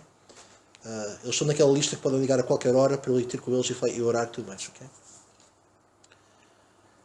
E eu penso, olha, nestes casos, a igreja tem que fazer tudo o possível para os ajudar. Talvez a igreja não pode ser todos, mas os anciãos ou alguém. Olha, há casos, vamos dizer que uma família perde um marido ou uma esposa e agora eles têm que enfrentar a vida com filhos. Que a igreja se levanta. Okay? Há casos em que as coisas sozinhos são muito difíceis. Mas Deus nos deu uma igreja. David, desculpa, mas acaba o raciocínio. Sim, Deus deu-nos uma igreja e irmãos, eu falei sobre as esposas serem encorajadoras e procurar um serviço dentro da igreja para servir a Deus. E nós podemos adotar pessoas na nossa igreja para ser parte da nossa família. Não é? E quando nós sabemos que alguém está a ter dificuldade, que alguém está a passar por problemas difíceis, quão bom é quando estas pessoas têm ajuda. Não é? só um pequeno. Aliás, o David respondeu ao aquilo que eu estava a pensar e o meu raciocínio, mas respondendo mais com casos muito mais reais e práticos em relação àquilo que tu disseste, Miguel. O David, aquilo que ele disse, ou seja, para Deus não há impossíveis e Deus hoje ainda faz milagres. E Deus utiliza os seus filhos para que esses milagres se possam concretizar. E lá está, a Igreja tem um papel fundamental e muito mais do que aquilo que nós pensamos da Igreja ser um sítio onde o local onde a gente se reúne é simplesmente um sítio onde cada um vai receber. Isto passa por aquilo que nós ouvimos esta manhã, que o David disse. Nós temos que ter alguém que possamos compartilhar as nossas dores e as nossas mágoas. E o facto de nós estarmos juntos, o facto destes momentos estarmos juntos, isto, a gente queira ou não, mas os nossos laços fortalecem-se mais. E o facto de nós estarmos a almoçar juntos e podermos falar uns com os outros, parece que não, mas os nossos laços fortalecem-se. E os meus problemas podem ser os problemas de outros. E o facto de nós desabafarmos, claro que não vamos aos quatro ventos desabafar da nossa vida, mas o facto de nós abrirmos com o irmão certo, esses problemas que tu disseste, Miguel, de relacionamento no casal, não é uma coisa que com um conselho a situação fica resolvida. Porquê? Porque for... Só para, calma, eu não estou a perguntar isto. Sim. Porque estou a conversar. O exemplo que tu deste, que era um casal, né, que imagina, né, que Não precisa ser caso real, estou a falar sobre sentimentos. um casal que está totalmente estruturado, foi ao longo, isso não é uma coisa que acontece de um dia para o outro, isso são, ao longo de vários anos, foram barreiras, foram limites ultrapassados, foram quebrados, que não é num dia para o outro, que com um conselho de um irmão que a situação vai ser resolvida. Há que fazer um trabalho com esse casal. E quem é que vai fazer esse trabalho?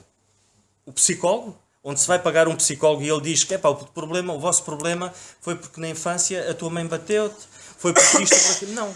A igreja tem responsabilidades. E nós todos temos a nossa responsabilidade. Não é só a questão de dizer a responsabilidade dos anciãos, a responsabilidade é de quem tem esta responsabilidade desta.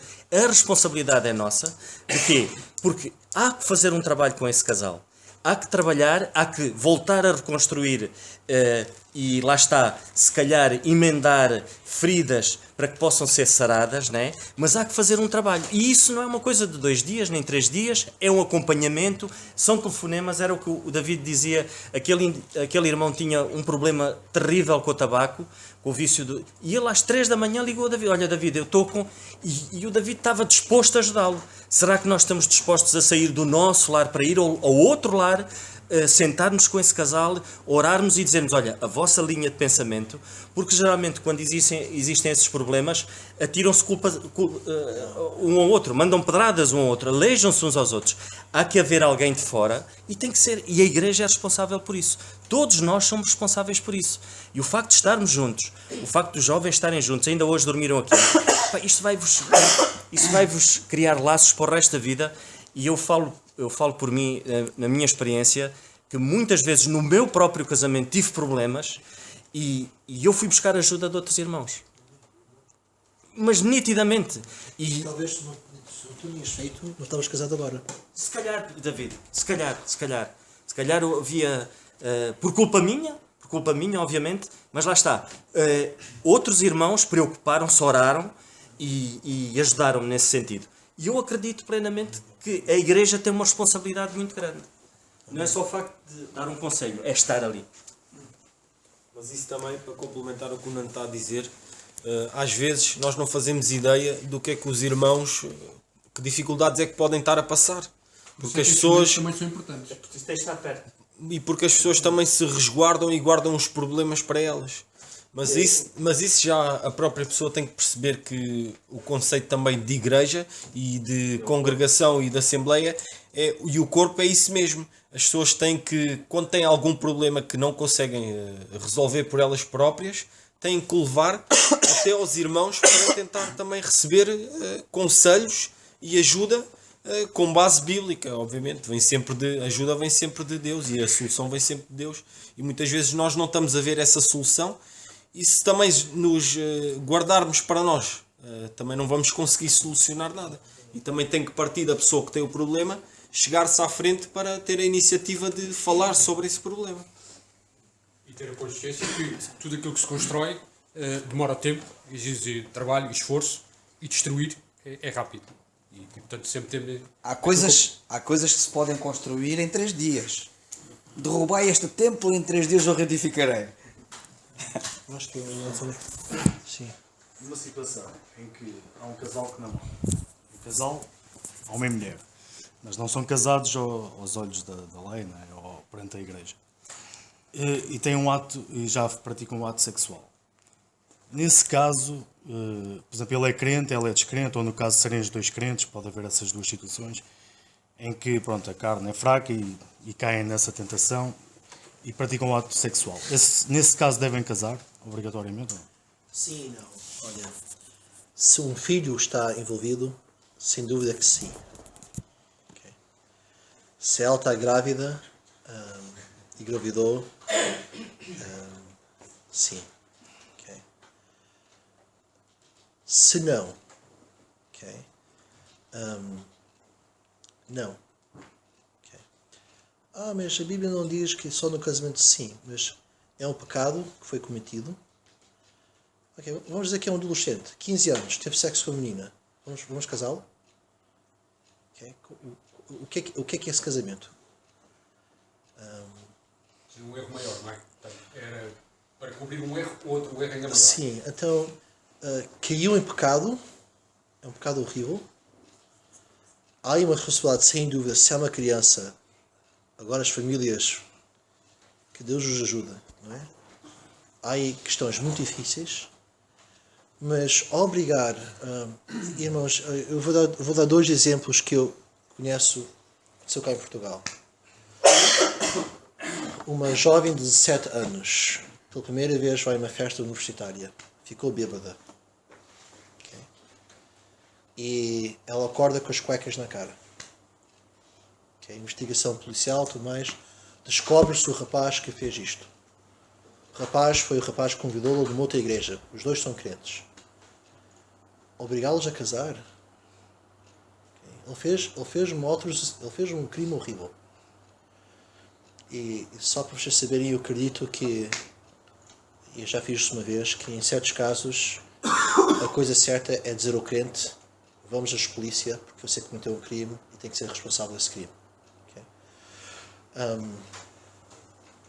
Uma menina de 7 anos fez um erro horrível, aceitou um convite que não devia ter aceitado, ele aproveitou-se de uma situação destas e agora vamos obrigá-los a viver juntos por todo o sempre. Não, houve ali um pecado horrível, foi um abuso, foi um desrespeito às famílias, foi horrível. Okay? Mas não havendo criança, eu creio que não. Aqui ali há uma... Estamos a falar de um caso em que não foi por mútuo acordo. Sim. Alguém foi violado. Exatamente. Agora, um caso que as 2 partes consentimentos. Por exemplo, estou a Boa dizer questão, mas sim, boa questão. Há uma diferença. Se converte, é crente, tem um namoro, já existia, não é? E tinha relações sexuais com o parceiro e continua. O que é que deve fazer nesse caso? Ou os 2 são crentes? Pode haver essa situação. Sim, olha, se os 2 são. Serem crentes, não quer dizer que não caem na tentação. Sim, se os 2 são crentes e caem na tentação sexual, nós temos os 3 padrões da mesma. Temos as famílias, temos a igreja e temos o governo. O governo, no nosso caso, é nulo, o governo vai dizer sempre que sim, podem casar, não é? Aí eu diria, é uma questão de falar com as famílias, com a igreja. Se os 2 são crentes, há muita coisa para considerar, que sim, provavelmente isto vai ter que acabar no casamento. Ou não. Deixa-me só dizer uma coisa. Deixa-me só dizer uma coisa. Tudo bem. Eles gostam muito um do outro e não sei o quê. São completamente imaturos. Pecaram. Isto aí está pecado ali em causa. Sim. Ok? Não se pode daí aferir que tem que obrigatoriamente casar, na minha ótica, não é? Isto é o que eu penso. Agora, isso é uma questão depois muito pessoal. E de consciência. E de responsabilidade. Que se calhar não existe, porque se fossem responsáveis não tinham feito o que fizeram. Sim. Mas isso é uma questão complicada. Sim. Deixa-me fazer a mesma questão sobre um homem. E se eles não têm maturidade para e não têm forças, ou não se separam e continuam no pecado? Como é que... Olha, é assim. Eu acredito na disciplina da igreja. Eu acho que a disciplina é porque nós amamos pessoas. E eu acho que a igreja, trabalhando com a família, consegue muita coisa boa. Infelizmente, muitas vezes as famílias defendem os filhos, as filhas, e não sabem que estão a fazer mais mal do que bem a eles. Não é? Mas quem vive em pecado devia ter disciplina. Okay? Não se sei do Senhor, mas enfim. E aí a igreja devia de operar de uma forma incrível. Deixa-me dar-vos o outro lado desta moeda. Um homem casado comete adultério. A palavra de Deus diz que Jesus Cristo disse que é uma razão que podia divorciar. Okay? Mas não diz que tem que divorciar. Okay? O recomendável, irmãos, qualquer um de nós, okay? E que isto nunca aconteça, que Deus nos salva disto. Depois de estar casado, caímos em pecado e cometemos adultério. Okay? O melhor, depois de arrependimento, é de haver um perdão e, quanto mais possível, uma reconstrução daquele casamento. Okay? O adultério foi cometido, sem dúvida, e isso vai estragar perpetuamente muita coisa. Mas automaticamente assumir acabou o casamento, eu acho que não é a coisa mais sábia. Eu acho mais sábia perdão, reconciliação, reconstrução, do que dizer, ok, agora perdeste o casamento, já não vamos separar. Deixa-me dizer uma coisa. Relativamente à questão que o João Paulo colocou, eu gostava de dizer o seguinte: Nós temos que separar as águas. Casamento implica sexo. Sexo não implica casamento. Boa, isso mesmo. Ok? Uma pessoa pode praticar sexo, isso não vincula, não torna casado. Exatamente. Portanto, a pessoa praticou sexo, fora dos limites, está a prevaricar, é pecado. Não casa. Não sei se isto ajuda a responder à tua pergunta. Sim, mas é isso mesmo. Sim. É isso. E é uma boa pergunta, é uma boa questão. Isso é uma pergunta que já foi colocada uma vez na Associação de Jovens. E acho que não foi respondida corretamente. E esta resposta acho que é mais correta. A minha ótica é saber. Última questão. Como estávamos a dizer, é isto. E por falta de tempo eu vou dar a versão muito rápida disto e ligeira. Há dois elementos muito importantes em relacionamentos, tem tudo a ver com o nosso Deus, que é isto. Okay? O cansaço físico afeta tudo que é espiritual de uma forma negativa. Okay? Quando nós estamos cansados fisicamente, é mais difícil orar, é mais difícil perdoar, é mais difícil adorar. Quando nós estamos cansados fisicamente, tudo que é espiritual é mais difícil fazer. E não é nenhuma surpresa, o nosso inimigo sabe isso. Okay? O nosso inimigo sabe se fisicamente nós estamos saturados e cansados, seguir, obedecer, estar perto do Senhor é impossível. Okay? Então, irmãos, um princípio importante para casamento e relacionamentos é proteger o casal de exaustão. Outro lado, humildade ajuda tudo o que é espiritual. Okay? Quando nós somos humildes, ouvimos melhor a palavra, oramos melhor, perdoamos melhor, servimos melhor. Okay? Humildade ajuda tudo o que é espiritual. Então, tomamos estes dois extremos radicais. Okay? O casal tem um problema. Satanás multiplica o cansaço. Okay? É muito difícil eles arranjarem qualquer coisa. Ele precisa de humildade e buscar ajuda. Reparem, precisa o quê? A humildade. Okay? Então, parecem ser uma forma muito esquisita de acabar esta conversa. Duas coisas parecem tão aleatórias. Mas não são. Okay? O cansaço afeta tudo que é espiritual. Deus ordena o descanso. E Satanás sabe muito bem quando ele ataca. Se reparem, ele ataca mais frequente quando nós estamos saturados e cansados. Foi passados 40 dias e 40 noites boa. Que ele atacou o Senhor Jesus Cristo. Olha, boa. Não estava cansado. Eu tinha pensado, mas é verdade, exatamente. Yeah. E no inverso, lidar com as nossas esposas, lidar com a igreja, é preciso humildade. É preciso mesmo muita humildade. Então, uma coisa que nós temos de orar, que eles estão a namorar, que eles estão casados, é que Deus nos guarda de aceitar qualquer coisa que vai dar-nos aquele cansaço que nós não devíamos ter. E espaço para nós dizermos não, eu prefiro ter menos euros e não ter esse cansaço. E orar a Deus, que Deus ajude-nos a cultivar a humildade que nós necessitamos por tudo que é espiritual, incluindo, olha, eu preciso de ajuda. Eu preciso de uma ajuda. Amém. São duas perguntas. Tem a ver com aquilo que a gente tem a vir a falar. A primeira é, daquilo que eu deduzo, o pastor, ou o ancião, ou os anciãos da igreja, antes de casar qualquer crente, devem os ouvir, saber quais são as opiniões de cada um sobre o que é que eles entendem sobre o casamento, etc. Tendo mais que uma reunião. É a sua prática, é isso? Portanto, isso é uma prática que devia acontecer sempre. Outra pergunta. Eu já tenho a minha convicção, portanto não tenho dúvidas, mas para um esclarecimento mais cabal. O crente deve namorar com um descrente? Em nenhuma circunstância? E deixa-me explicar isso. Explica isso o mais claramente possível. Porque é o mais claramente possível, não sei. É uma pergunta difícil e que tem múltiplas respostas. Sim. Yeah.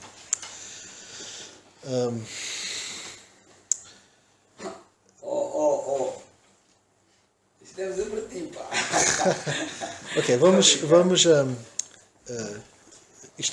rapidamente alguns patamares. Primeiro, a Bíblia diz que Olha, tem 5 minutos para mostrar o que vale. Ok. Já acham bem. Primeiro, a Bíblia diz que não. A Bíblia diz que é errado o julgo desigual. Não somente aí, mas em toda a palavra de Deus, isto foi sempre o caso, que aqueles que não honrem Deus, os filhos de Deus não deviam casar com eles. É um princípio bíblico, o princípio bíblico é o julgo desigual não deve existir. Princípio, é um princípio bíblico. Princípio bíblico, ok? Claro. E nós podemos até terminar por aí. A Bíblia diz que não, ok? Mas agora vamos ser mesmo muito francos, ok? Irmãos, se já é quase impossível, se já é muito difícil ter um casamento feliz com alguém que acredita e submete a Deus, e é preciso a intervenção divina e ajuda da igreja para que isto funcione, qual é o gamble, qual é o risco que estamos a tomar e assumir que eu posso ser feliz com alguém sem esta segurança? Sim, mas entretanto a alma que não é crente pode se converter. Sim, e há casos disso. Há casos de pessoas converterem-se. Okay? Mas é um risco sempre. Eu diria que as probabilidades de alguém que tem o mais íntimo deles estar ligado a Deus, e aquilo que eles acham que é mais importante são as coisas de Deus, ser continuamente feliz com alguém que não compartilha isso, é mesmo muito remoto. Objetivamente, é quase como dizer que duas pessoas que não falam a mesma língua vão poder comunicar melhor do que alguém que é proficiente na mesma língua. Okay? É complicado. Terceira coisa. Um casal que é cristão, e até se não tem famílias crentes, um casal que é cristão, em casa quem tem a última palavra? É o homem ou a mulher? A Bíblia. É a Bíblia. Okay, boa. Okay. No casal que é cristão, quem tem a última palavra não é o homem, é o livro. Se a minha esposa vir ter comigo, e ela sabe isso, okay? E abre a Bíblia e diz, olha David, Deus diz em 1 Timóteo tal, e tu disseste que não, sabe o que o David tem que fazer? Okay. Tá bom. Okay. O livro tem a última palavra. Então, quando nós discutimos, olha, vamos morar em Portugal, vamos morar nos Estados Unidos, ou vamos usar esse dinheiro para comprar um carro, ou vamos dar um missionário. Okay. E nós discordamos. Um descrente e um crente, quem é que ganha? uma das possibilidades.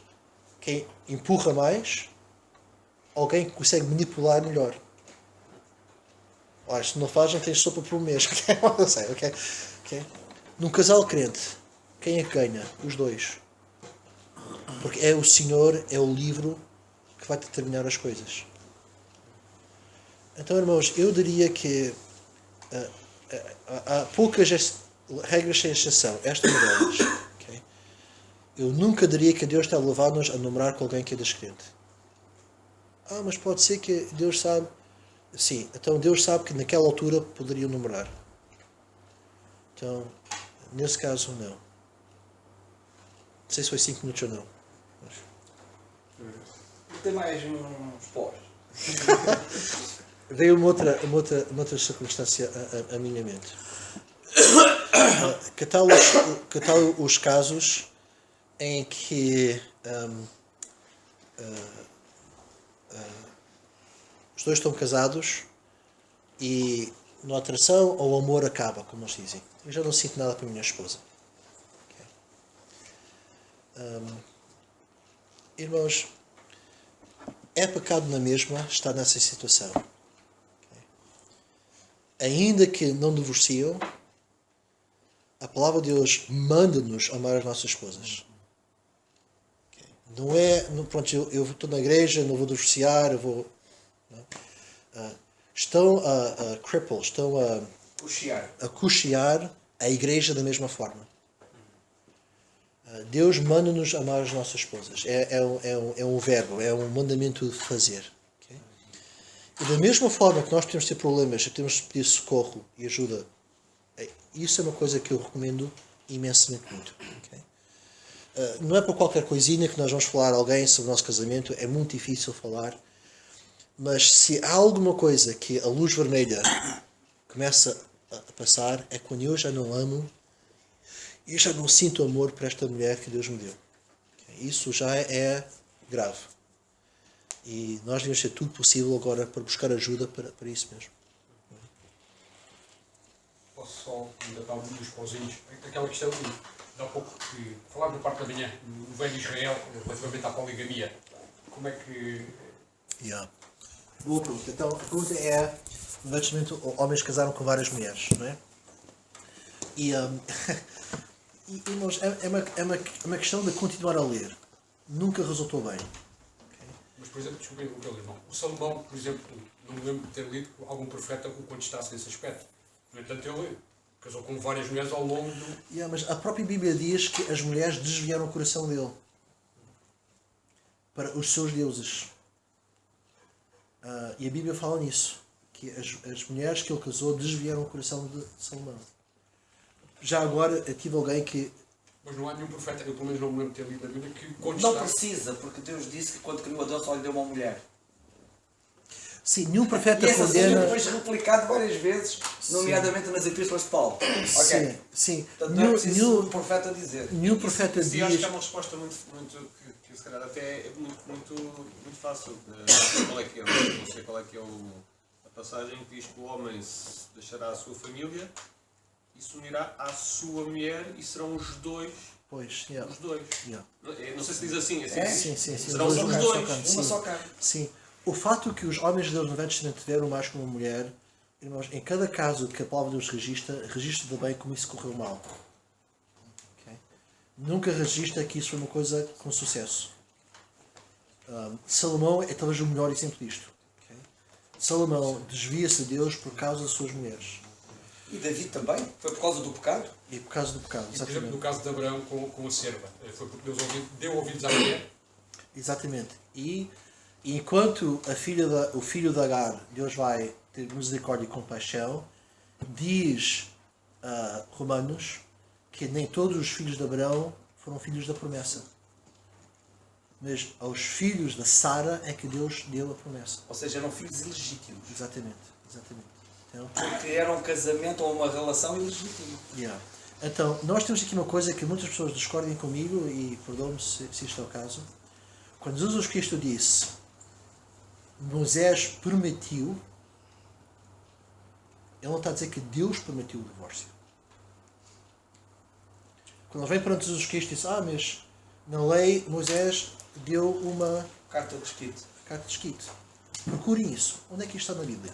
Não existe. Lembrem-se comigo, o que é que era a penalidade de adultério? Morte.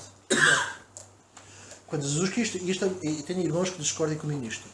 Quando Jesus Cristo responde isso, o que é que Jesus Cristo está a dizer? Olha, Moisés teve compaixão e misericórdia. Mas Deus não permitiu isso. Moisés permitiu esse divórcio. Por compaixão da situação que ele estava. Não que, eu acho que Jesus Cristo não está a dizer, porque nós vimos a lei, que o que é que a lei de Deus era morte por adultério, não era divórcio. E ele mesmo diz que no princípio não foi assim. Não foi assim, exatamente. Então, eu creio que o padrão é, irmãos, e até pode ser radical, uma vida, uma mulher, um cônjuge sexual. Isso é o padrão de Deus. Se o outro morrer, está livre para casar outro e tudo mais, isso é a grande exceção. Os exemplos da Bíblia, dos homens de Deus, David, Moisés, tudo mais, ter mais que uma mulher, a Bíblia depois mostra que isso não acaba bem, não correu bem. E pela graça de Deus, irmãos, vamos fazer o possível. Amém. Até porque isso fere, tal pensamento fere a relação que Paulo faz entre Cristo e a Igreja quando fala de marido e mulher. Amém. Exatamente. Quantas igrejas há? Exatamente. É, Há uma noiva. Há uma noiva. Nós uma vez estivemos numa conferência, não sei se tu lembras, Pedro, e que o pregador disse que cada homem tinha os seus próprios gostos. Cada homem tinha os seus próprios gostos. Alguns homens gostam das mulheres mais gordinhas, menos magrinas, mas nós sabemos o gosto de Cristo. Ele gosta da sua noiva muito grande. Quanto maior for a noiva, melhor. Opa! Sim, Peter, vou passar a palavra ao Peter. Como nós dizemos em inglês, pôr na cama esta questão. Não sei se isso existe em português, mas a ideia de... Pratos limpos. Pois. Como o David já disse muito bem, todos os exemplos de poligamia na Bíblia resultam mal. E na Bíblia tem muitos exemplos de monogamia bons. Isso é significante. O primeiro caso de poligamia, o homem era um assassino, Lameque, em Gênesis. E é interessante que ele é assassino e a Bíblia faz questão de dizer que ele foi o primeiro a ter mais que uma esposa. Portanto, mostra que a poligamia distorce a mentalidade, perverte a mentalidade até o homem até poder ser assassino. Eu acho que há ali uma ligação, não quero elaborar agora, mas já há ali uma ligação. Mas mais importantemente, no Novo Testamento, o apóstolo Paulo em 2 passagens diz o que é que deve ser o ancião. E o ancião, na Bíblia, não é mais qualquer outra pessoa. Não existe clero e leigo na Bíblia. Então como é que nós pensamos? Já há anciãos e os outros na Bíblia são todos iguais, só que estes têm dons para liderar a igreja. E então quer dizer que os requerimentos para o ancião, de facto, os requisitos para o ancião, de facto, são para qualquer homem da igreja. Porque há outra passagem que diz que o ancião é o exemplo dos fiéis. Ele é o exemplo. E o que é que a Bíblia diz que o ancião deve ser? Eu quero que o bispo seja marido de uma esposa, de uma mulher. Exato, marido de uma mulher. Isso é para os anciãos, porque eles vão ser o exemplo aos outros. E exemplo, o que é um exemplo? É algo que nós seguimos. Quer dizer, isso é para todos nós. Todos os requisitos para o ancião é para todos os homens crentes. Não é? Portanto, eu só queria partilhar isto. E diz lá marido de uma mulher. Isso é muito importante. Então isso também é esperado de todos os crentes. E nós vemos isso na história. Vamos para a história dos crentes, cartas que os crentes escreveram, quase aproximadamente do tempo dos apóstolos, e já nessa altura, 120 anos depois de Cristo, já temos claramente que os crentes percebiam que só devia de haver uma esposa. Muito obrigado. Já chega, já está uns pozinhos, já passou os pozinhos. É uma questão que eu tenho. Por exemplo, sendo o primeiro casamento válido, no caso de Davi, porque é que o herdeiro ao trono, se assim se pode dizer, não era o primogênito, filho da primeira mulher, e foi o filho de Batseba? Olha, por a mesma razão que nós temos Raab na genealogia de Jesus Cristo, que era uma prostituta. É mera graça. É mera graça mesmo.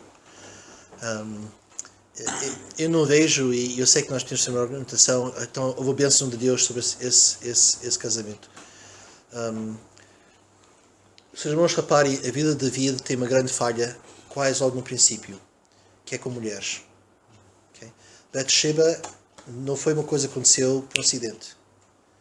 Ele já começa a numeroscar, já começa a ter interesse em várias mulheres do princípio.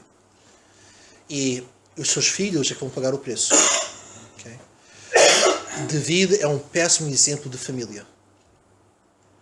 Os filhos de David não são felizes. Foi uma desgraça. Okay? Ele literalmente, coitado, a família de David, há a violação, um filho viola uma filha, uma irmã, o próprio filho revolta-se contra o pai, e isto tudo por causa das várias mulheres, okay? O que viola a filha não era da mesma mãe.